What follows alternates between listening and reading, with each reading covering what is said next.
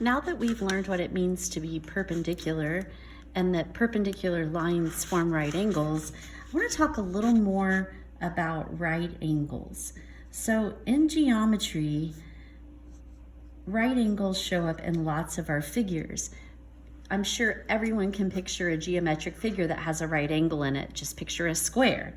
A square has 4 equal sides, and it also has 4 equal angles, and all of those angles are right angles in a square. The most basic figure we can draw that has a right angle, though, is going to be a triangle. So this is, because it has a right angle, this is a right triangle.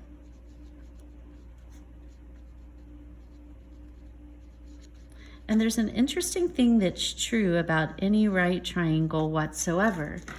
It has to do with the lengths of the 3 sides in the triangle. And it's only true when the 2 shorter sides have a vertex that forms a right angle. Where they connect, it makes a right angle. The 2 shorter sides of the triangle, the sides that form the right angle, are called the legs. This is a leg and this is a leg. And the side across from the right angle, it's always the longest side, is called the hypotenuse. So the hypotenuse is across from the right angle and it's always the longest. Well, it turns out in a right triangle, and I know from years of doing math, and you'll know it after this year, that you can make a triangle with 3 sides that are 3, 4, and 5 long. And if you put those sides together, the triangle that you form makes a right angle. That's not just true with any 3 sides, but this works. And if it is a right triangle, if you square each of the shorter sides, remember to square something means to raise it to the 2nd power. So if we take 3 and raise that to the 2nd power, and we raise 4 to the 2nd power, and we add that together, whatever we get when we add those will be exactly the same as just raising that 3rd side, the longest side, to the 2nd power. Let's think about that. 3 squared, 3 times 3, to square something means to multiply it by itself. 3 times 3 is 9, and 4 times 4 is 16, and 9 plus 16 is 25. And sure enough, if we take 5 and we do 5 times 5, we get 25. So the sum of the legs squared, the squares of the legs added together, so the sum of their squares is equal to the square of the hypotenuse. This is called the Pythagorean Theorem. And it's really powerful because if you know 2 sides in any right triangle, you can always find the 3rd side. So write this on your notebook paper. The legs will be the A and the B, and C is the hypotenuse. The Pythagorean theorem simply says if you square a leg and add to it the square of the other leg, you'll get the same thing if you simply square the hypotenuse. So we're going to use this theorem to find missing values in right triangles. And I'm going to come back down here in just a moment, and I'm going to give you another formula. It's called the distance formula. It is strongly related to the Pythagorean theorem, and I'll show you where it comes from in class, but I will show you how to use that today. We'll come back to that in just a moment. So let's come up here and see how the Pythagorean theorem is going to work for us, when we would want to use it. So notice I have a right triangle. It has to be a right triangle or this theorem cannot be applied. And the 2 sides that we have are the sides that they come together to form that right angle. That means that that's a leg and that's a leg, and we're trying to find the value of the hypotenuse. The hypotenuse is always across from the right angle. How long is that side? Well, the hypotenuse is the C in our formula, and either of the legs can be A and B. So I'll say that this is A and this is B. All right, so the Pythagorean theorem a squared plus b squared equals c squared. We're going to plug in a is 2, 2 squared, plus the other leg was 6, and that's equal to c squared. Now we can solve this equation and find the hypotenuse. 2 times 2, 2 squared is 4. 6 times 6, 6 squared is 36, and that's equal to c squared. And we can simplify the left side down to 40. So some number times itself gives us 40. Well, I want you to think about that for a minute. We just saw that 6 times 6 was 36. 40 is bigger than 36. 7 times 7 is 49. 40 is smaller than 49. So this is not going to be a whole number. But remember, we want to do the opposite operation in algebra. So the opposite of squaring something is going to be to turn around and take the square root of it. So taking the square root of that will cancel out that exponent. Those undo each other. And on the right-hand side now, I just have c. The square root of c squared is c. And on this side, I would need to do the same thing. And there is no number times itself that gives us 40. So we're going to use the calculator and we'll round. So I want to take the square root of 40.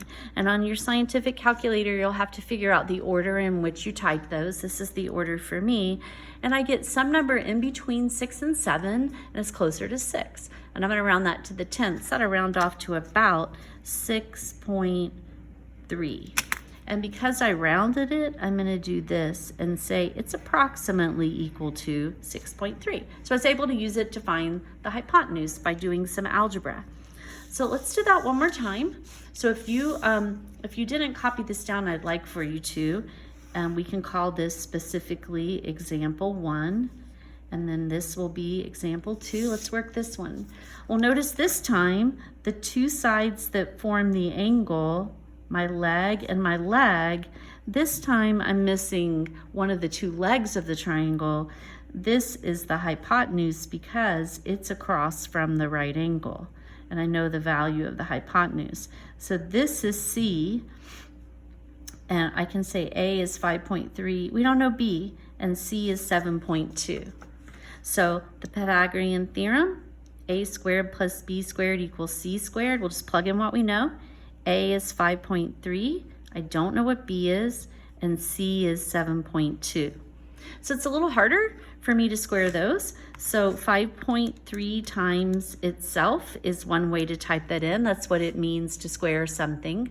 So when you square 5.3, we have 28 9/100 plus B squared is equal to. And then the other way is there's probably a button on your calculator. There's mine. So I type the number in, and now I'm going to raise it to the second power. And then when I do that, I'm going to get 51.84. All right, now it's an algebra problem, and here's B over here on the left side. I need to get it by itself. So let's zero out the 28.9, subtract that from both sides, 0.09, excuse me. On the left, we have B squared, and on the right, when we subtract, we have 23.75. And I'm not finished, and let's talk about just really quick why we wouldn't be finished. That number is significantly bigger than these two. We know it has to be smaller than the hypotenuse because it's a leg, but I want to solve for B, not B squared. The opposite of squaring is taking the square roots, and we want to do that on both sides. So the square root of B squared on the left will be B, and on the right, if I take the square root of 23.75, which was the number we were working with, I end up with about. So if I'm going to the tenths, this one will round up to 4.9. So B is about 4.9 because I had to round. And that seems reasonable. It's smaller than the hypotenuse, so there's our missing value. Okay? All right, so look at this example here. And let me show you. The question here is, how long is that segment? What is the length? And you can just watch this for a minute. what's the length of that particular segment? Well, the first thing I want to note is that this ordered pair, at that endpoint is the ordered pair 4, 0, and this endpoint over here is the ordered pair -5 and 1. I'll come back to that in a minute. But suppose I wanted to know how long that segment was. Well, it's on a diagonal across the coordinate plane. I can't just measure it. If it was perfectly straight like this and flat and horizontal, I could just look at it and I could count the number of boxes. 1, 2, 3. That segment is 3 units long. It's easy to count a horizontal piece. It's also easy to count a vertical piece. For instance, that vertical piece is 2 boxes long or 2 units long. But that's not the case when it's on the diagonal like this. So one way to find the length of a segment would be to make a triangle so I could use the Pythagorean theorem here. So if I simply come horizontal and vertical from these 2 segments until they meet, I would have to drop down from that segment and I would have to come over from this one, and notice what I just formed. Now my right angle is right there, and I made a very flat right triangle where this is a leg and this is a leg. And I can see how long those legs are because I'm looking at the coordinate plane. This side of the triangle is 1. This side of the triangle, you could count boxes if you want, but we're going from +4 to -5. That's going to make that 9 units long. And then C is the hypotenuse. That's the length that we're looking for. So we could do A squared, B squared equals C squared. A squared plus B squared equals C squared. So we have 1 squared, the other leg is 9, and that's equal to C squared. 1 squared is 1, 9 times 9 is 81. 82 equals C squared, and then we just need to take the square roots. Well, I just squared 9 to get 81, and this is slightly bigger than that. So C is hardly going to be any bigger than 9. Go ahead and take the square root, and you get, that would round to the nearest tenths, to 9.1 there when we round. So C is about 9.1. Okay, all right, so let's just bring those 2 endpoints down here, and I'll wrap this up by showing you the distance formula for finding the length of this segment. So if you come down here to the distance formula says if you have 2 points and one of the ordered pairs is at x sub 1, y sub 1, and the other one is at x sub 2, y sub 2. If you want to find out how far apart they are, you could use this formula. Now this formula looks kind of awful. We've got the subscripts, the squaring, the square root, but all it really is the Pythagorean theorem after it's been solved for the hypotenuse, quite frankly. But we can just plug values in. So subtract the x coordinate, square that, subtract the y, square that, add them together, and then take the square root. And boom, you've got the length of the segment. So I'm going to use this formula on the sample I just showed you on the graph, and then we're going to call it good for this video, and we'll practice this in class. So if I want to find the distance between -5 and 4, and I want to do it using the distance formula instead of the Pythagorean theorem, then I would do this. To find out the length of the segment, which I called it C, you can call it whatever I want. In this case, I'm looking for C. I'm going to subtract the 2 x coordinates. The x coordinate is the one that comes first. We'll do the second x minus the first x. So let's go ahead and do +4 minus the -5. Square that. And to that I'm going to add, and then I'll subtract the y's. And the y's are 1 and 0. So we'll do the second one minus the first one and square that. Now we just need to be careful simplifying this. So the last thing we'll do is take the square root. Anytime you have double negatives like that, that's going to be a positive. So this is really just 4 plus 5, or 9. So we have 9 squared, plus 0 minus 1 is -1. So we have -1 squared, 9 squared and -1 squared. 9 times 9 is 81. -1 times -1 is +1. And what do we end up with? The square root of 82. And that's exactly what we saw when we were using the Pythagorean theorem. So we know that that's going to be about 9.1 for C as we work that. So that's using the distance formula instead of the Pythagorean theorem, but it really is the same thing. All right, we'll practice this in class.